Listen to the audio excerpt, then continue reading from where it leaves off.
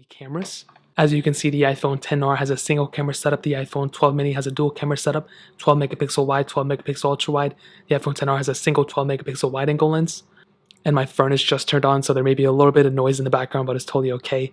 And as you can see with my iPhone XR, the quality wasn't that bad. I feel like the biggest problem with the iPhone XR at the time and even now is the single camera setup. When you have a phone quality such as like the iPhone XS Max at this time, or even like an iPhone 12 mini that has more than one camera sensor, that's definitely going to future-proof the iPhone 12 mini more than something like an iPhone XR. So that's definitely something to keep in mind. However, the single lens that it has is actually pretty decent. I don't even think it's that bad. The biggest problem though, in my opinion, besides that back camera too, would be that front-facing camera. It's only 1080p at 60 frames. You cannot do 4K at 60 on the front camera, which is a pretty big problem in my opinion. Is it a deal breaker? It may be for some people, but I think for me specifically, it may be. I use my front camera more than I use my back camera, so that's another problem with this specific phone. With the iPhone 12 mini, on the other hand, with that ultra-wide sensor on the back, it really does, like I said before, adds more flavor to the device, which is something I really do like.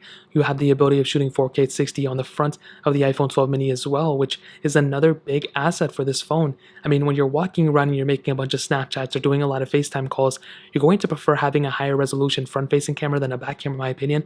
It just so happens that the iPhone 12 mini is better at both, which is a huge asset for it. So for sure, when it comes down to it, the 12 mini probably wins in the camera department. And as always,